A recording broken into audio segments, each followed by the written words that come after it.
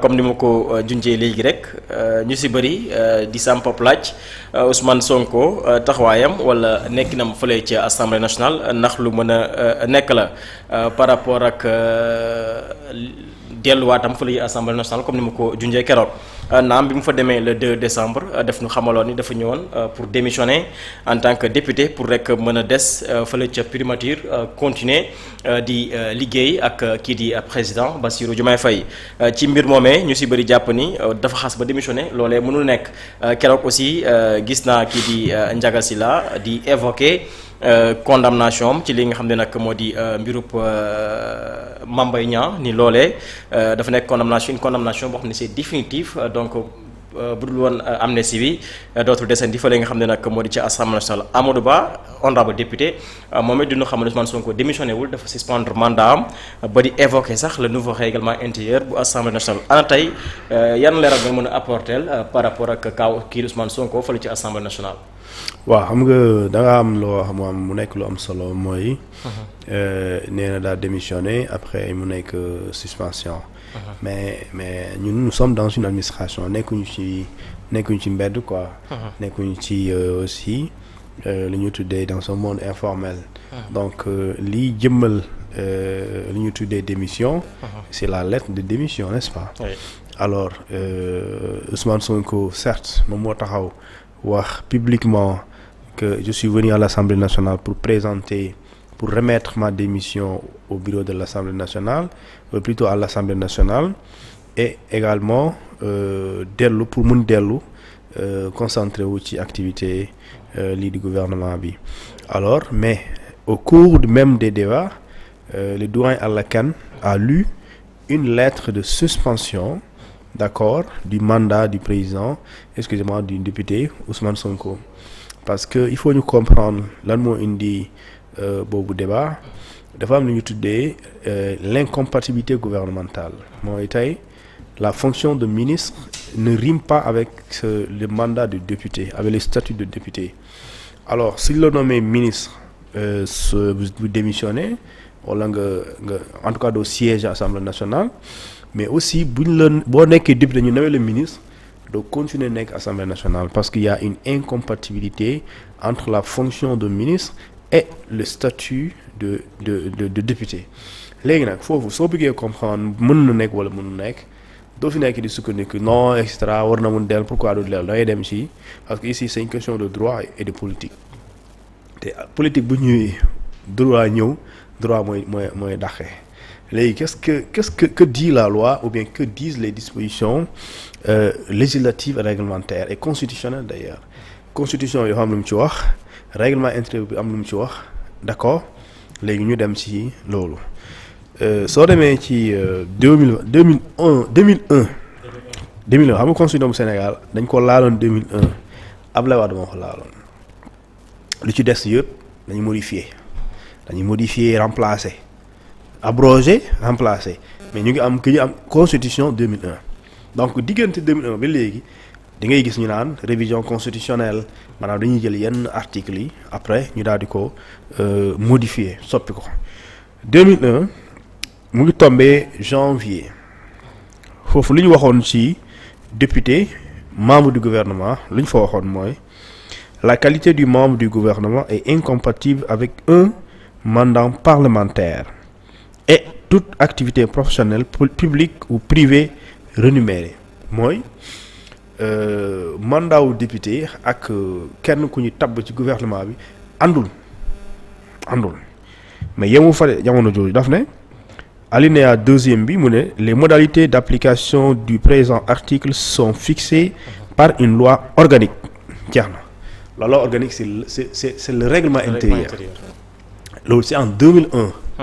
mais après jamono dañ ko yokk heure bu ñu changé modifié dañ koy yokk on va aller doucement ñu dem ci ndànk léegi ñu ne règlement intérieur de 2023 article 109 règlement intérieur de 2023 lu mu wax mooy 2021 excusez-moi de 2021 lu mu wax mooy le mandat du député est incompatible avec la qualité de membre, d'accord, de gouvernement. Article 155 du code électoral. boo demee 155 code électoral nii la ko waxee effectivement mooy day dëggal di constitution bi wax mais boo demee ci constitution bi bu ñu ko modifié en 2000 d'accord bu ñu ko modifié en 2023 modification boobu loi bi c'était la loi 2023/13 du 2 août 2023 portant révision de la constitution jamono jooju xam nga lan la waxoon la qualité de membre du gouvernement est incompatible avec un mandat parlementaire et toute activité professionnelle publique ou privée rémunérée sous réserve des dispositions prévues à l'alinéa ci-dessus mooy bi ci kaw léegi ñu ne alinéa 2 le député nommé membre du gouvernement d'accord ne peut siéger à l'Assemblée nationale pendant la durée de ses fonctions ministérielles mooy député bu ñu nommé d'accord député bu ñu nommé ministre mënul siéger Assemblée nationale jamono bi nga xamante ni moom mu ngi ci fonction de ministre loolu muy tekki mooy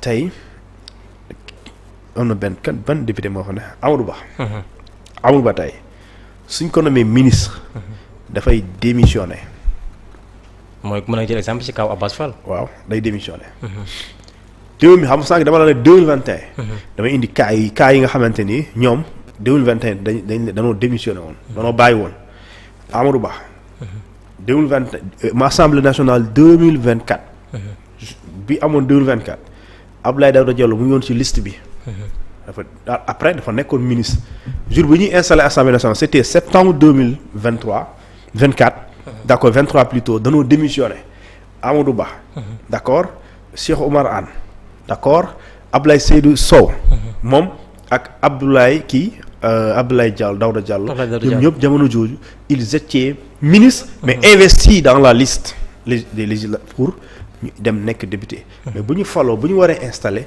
loolu indi na fa coow parce que député Yewwi Askan Wi ñoo waxoon ñu ne li constitution effectivement te lii soo si sukkandikoo ñoom dana war a démissionner wala ñu continuer nekk ministre wala ñu jël ñu continuer nekk ministre wala du ñu ñëw assemblée nationale parce que dañu ne peut pas siéger donc siéger mooy donc bu ñuy waxtaanee débat assemblée nationale amoo pour toog fa damay siéger ne peut pas siéger durant leur fonction parce que jamono ji ngay toog di déglu ñuy débat jamono jooju ci toujours ministre parce que bu ñuy xool ba ñuy installé député indi woon na coow loolu mooy indi coow li léegi nag maa ngi lay loolu c'est les règlements intérieurs de ça c'est la constitution de 2023 d'accord bu nga xamante ni elle a été modifiée en 2023 d'accord précisément le 2 août 2023 et cette révision portait la révision de la constitution et plus que ñuy dem 2001 lii ma wax la amul fa woon mais plus que ñuy dem ñu koy yokk léegi révision bu bees bii règlement intérieur bu bees bii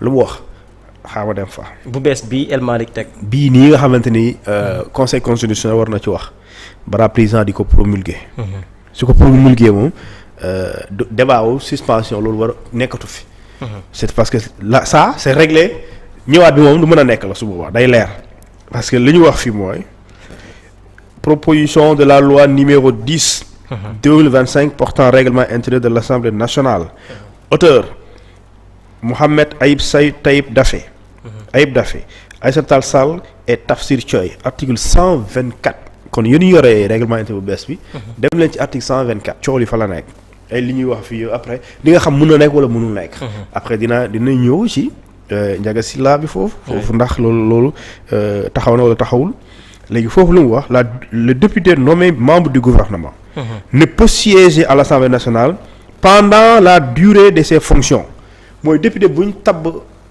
ministre jamono jooju fonction yooyu bi durée bi jamono jooju muy nekk ministre mënul nekk député kon lay sous-entendre kon ça veut dire quoi kon am na possibilité bu bëggul ñàkk mandat am na possibilité aj ko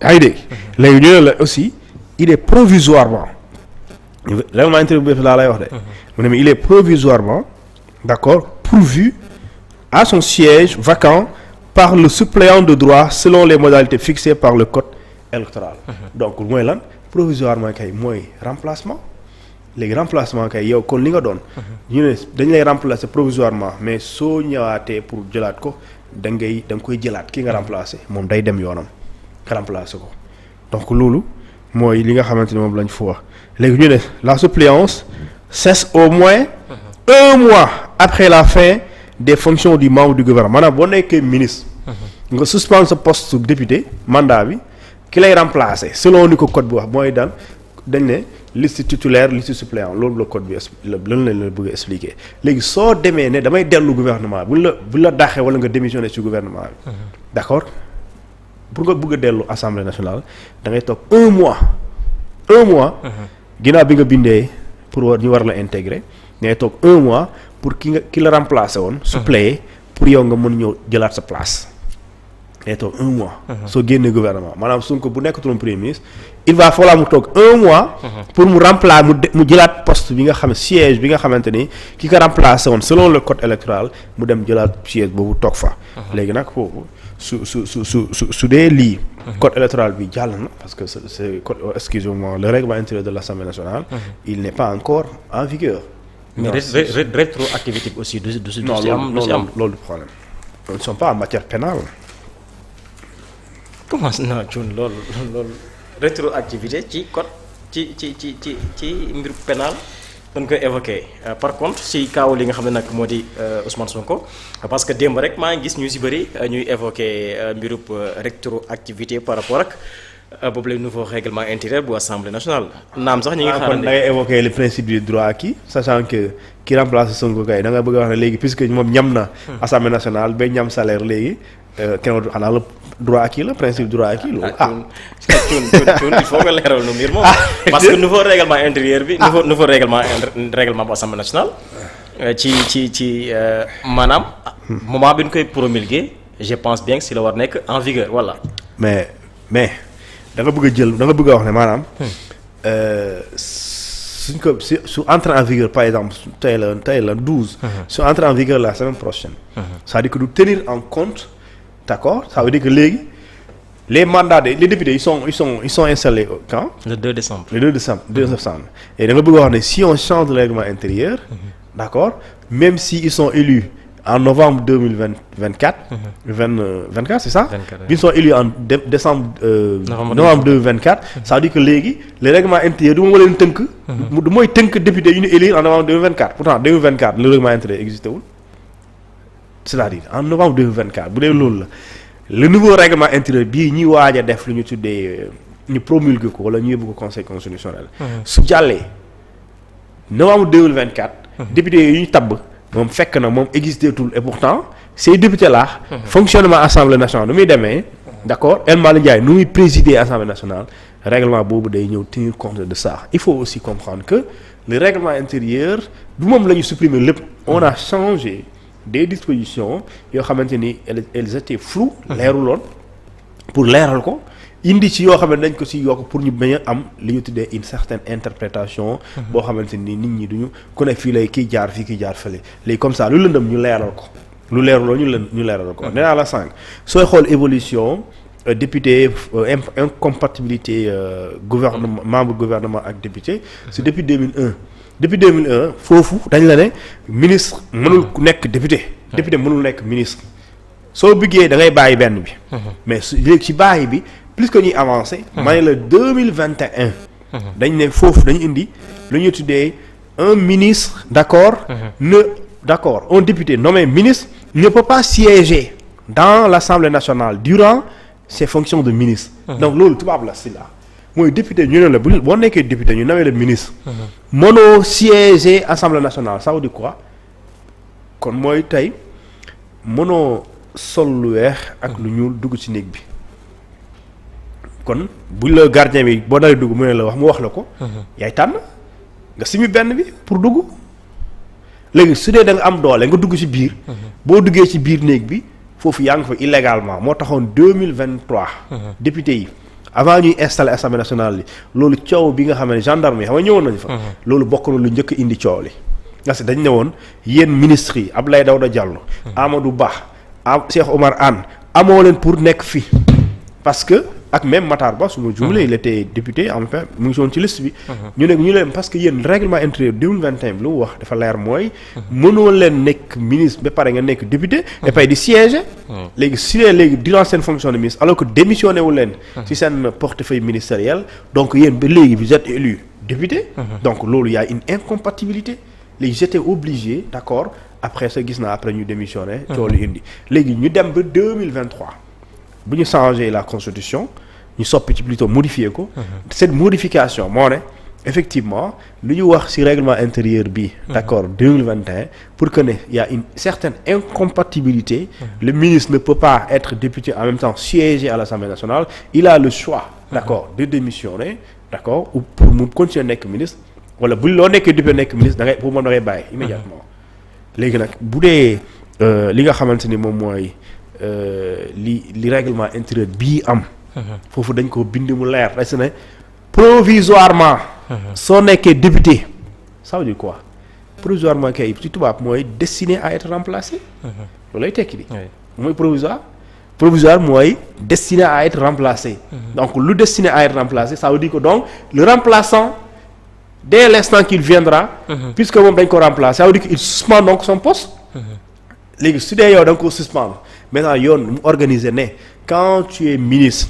ou bien premier ministre tu es dans le gouvernement tu suspends ton poste le suppléant. de plein droit bi nga xamante ne code électoral moo ko prévoir. mooy liste des titulaires et cetera ak suppléant. dans ce cas yow léegi soo ñàkkee sa boo nekkatulee ci gouvernement bi. règlement intérieur bu bees lu mu wax mooy. il va falloir nga xaar 1 mois. d'accord pour nga mën a nekk nga mën a jëlaat sa poste léegi su boobaa comme li nga doon wax principe ay non rétroactivité. et ça veut dire que donc moi je te pose le principe du droit acquis parce que ki remplacé Sonko kan la. xam nga ñu bëri xamuñu ko. waaw léegi mais jamono ji mu ngi am salaire am. te mi ngi si assemblée. waaw léegi da nga bëgg a su dee loolu logique pour logique. ay rétroactivité loolu taxawul logique kon da nga bëgg a wax donc. le suppléant de Sonko. il a acquis plutôt un salaire maanaam il a acquis un droit. d'accord de percevoir un salaire de député diggante bi Sonko nekkatul Assemblée nationale ak moom bu mu nekkee fii. léegi si Sonko démissionne ou il est démis de ses fonctions de premier ministre. Sonko décide de retourner à l'Assemblée nationale la loi lui permet de retourner. yaa ngi dégg maintenant pour retourner la loi lui donne justement un délai d'1 mois de patience. mooy un délai d'attente d'1 mois ngay taxaw 1 mois. selon l'article 124 d'accord du règlement intérieur maintenant quand tu attends 1 mois. donc c'est une lettre qui avisera. le bureau de l'Assemblée nationale tel que diw mii suppléé woon. Ousmane Sonko ñëw na jëlaat postom léegi 1 mois la pour waa ji ñu génnee ko. ki fa nekkoon titulaire ñëw toog léegi nag coow li politiquement. fu muy nekkee mooy dinañ ne moo doon daa démissionné. léegi mu ñëw di wax suspension mais problème bi mooy doo mës a gis lettre. doo gis lettre de démission doo ko gis parce que. waxoon na ko mais bi doyen Alakan di lire lettre bi. waaw suspendre la waxoon. léegi loolu mooy problème bi. parce que le doyen. parce que tubaab kayit la xam. te léegi Sonko xaw ma dafa juum wala moo ko tey. wala dafa coow mu am bon parce que bon y a certains détails yi ngay dégg. léegi li ma xam mooy. ci caméra RTS yi. il a dit démission. ça c'est loolu la waxoon exactement. waaw mais soo demee ci archive yi kayit yi. li ñu lire du démission on parle de suspension. mais et la suspension est prévue. mais attends. mais la démission n'est pas prévue. Ouais, mais... quand tu démissionnes tu perds d'office ton statut de député loolu moom c'est officiel. moo tax le règlement intérieur lu mu war a def ne le député qui démissionne de son parti. perd son mandat de député. Oui. T'as vu? Donc toi tu démissionnes que nekkatoo député. ku démissionné nga nooy nekkaate député. léegi nag quand tu dis suspension. ça veut dire que donc il y a une possibilité de retour. D'accord? Et cette possibilité maintenant lui il a parlé de ce qu'on appelle de démission devant la RTS. Mais c'est une lettre de suspension qui est déposée parce que qui a été lue par le doyen Alakan. Donc l'Assemblée nationale considère cette lettre de suspension et non la démission à la RTS. mais attends Thioune bi ñuy lire lettre boobu. amaan na règlement intérieur bu Assemblée nationale ci jamono jooju maanaam 2 décembre waxul woon suspension n'est-ce pas. waaw mais pourquoi député yi bàyyi loolu mu jàll nu ñëw ba léegi bëgg langaamu ci li nga xam ne nag moo di démission. loolu député yi ngay laaj loolu député yi nga xamante ne ñoom.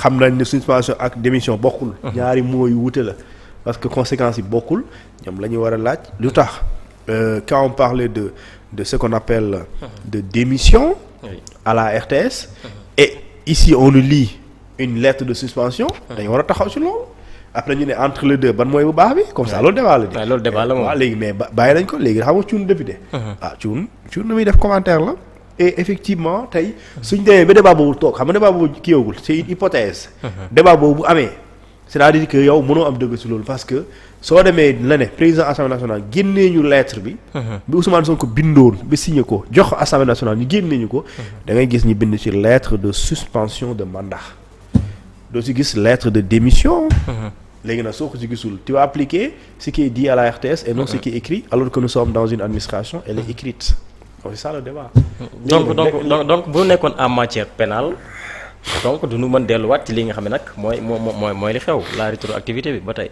waaw mooy comme tey foofu. rétroactivité lu ci ëpp matière pénale la. mooy tey comme lu am ci. lu amnistie bi ñu ne la waaw lu gën a métti lu gën a oyof doo ko am ba pare. te li nga am lu gën a oyof mu jógee ci lu métti nga bëgg ko dindi. indiwaat situation antérieure bu gën a métti. kon fii amul sévère ak plus douce. loolu la ñuy bañ loolu la ñuy bañ sévère ak sévérité ak douceur. léegi amul fi léegi li am mooy si Ndiaga Sylla bi foofu. oui non Ndiaga daa suum Ndiaga daa juum. Ndiaga daa condamnation définitive. non Ndiaga daa juum naa la wax lu tax mu juum nag. naa la wax lu tax mu juum xoolal Serigne Sylla. excusez-moi ma génneel la Ndiaga fu mu juume Ndiaga dafa juum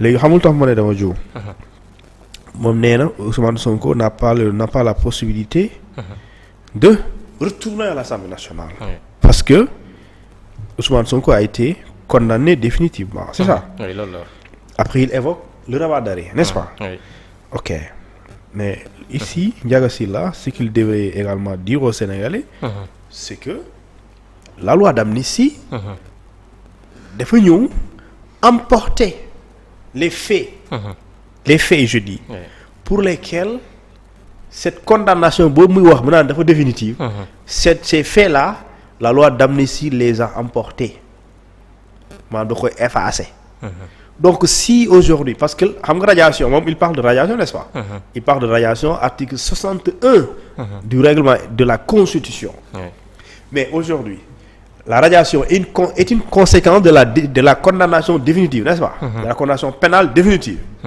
mais aujourd'hui la condamnation pénale définitive est une conséquence aussi du jugement maintenant si jugement fait moo koy waral léegi si les faits sont amnistiés les jugements est effacé donc si le jugement est effacé donc les conséquences du jugement amatul donc il y a pas de déchéance mooy mënoo sukkandiku ci loolu ñàkk qualité mënoo am benn déchéance la preuve mooy si Ndiaga lu muy wax loolu moo am kon Ousmane Sonko kon jamono ji il est toujours inéligible jamono jooju te la déchéance par exemple la radiation l'inéligibilité mooy conséquence jugement bi jógee ci affaire Mame Mbaye Niang affaire Mame Mbaye Niang loi d'amnistie moo ñëw ne effectivement li amatul fee yi dafay mel ni dara amu fi effacé nañ leen donc l'aspect pénal keroog wax naa la ko fii l'aspect pénal le caractère pénal il est effacé depuis longtemps donc tout ce qui est du caractère pénal conséquences yooyu dañ na caractère civil mooy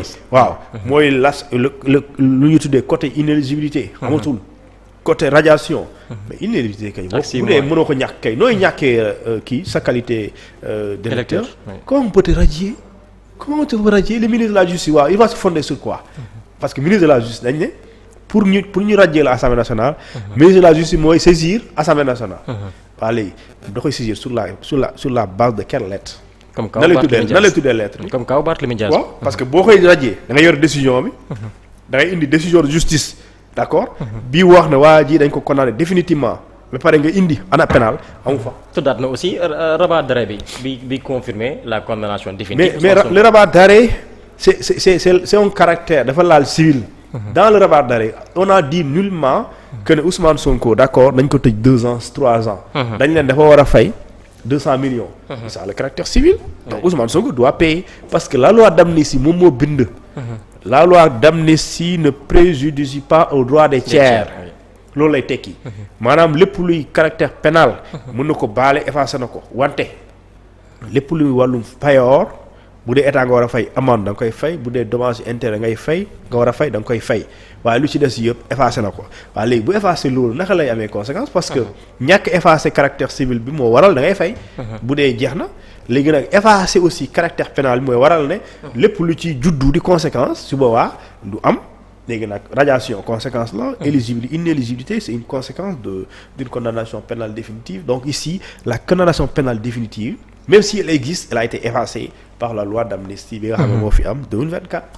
loolu leer na très bien Thioune keroog ministre dafa am kàddu yu muy yukiti par rapport ak saaga yi am ci penc mi mu dem naan loolu am mu expliqué ba ni loolu sax président Diomaye bu ko bëggoon mu dakk léegi mu dakkal ko nu tegaat ci ab diir président Bassirou Diomaye Faye jóge fële nga xam ne nag moo ca États-Unis amaan na ñu daan gis nuy teeru ki nga xam ne nag moo di président bu jógee voyage wala di ko dalal amaan na lim bi xaw na néew tuuti tey nu gis Walf Quotidien daal di titré retour du président des États-Unis accueil glacial pour Diomaye seul le gouverneur militaire du palais l'a salué maanaam ñu daan gis ñuy dalal kii di président moment bi moom gisuñu ko gouverneur militaire bu palais rek moo ko daal di dalal ñu si bëri jàpp ni peut-être coow dafa am ma gisaat aussi Ibrahima Diallo di nu fàttali en mai 2024 président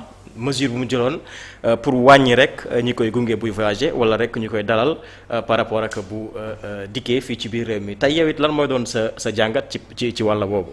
man xam nga Sénégal des fois dañuy dara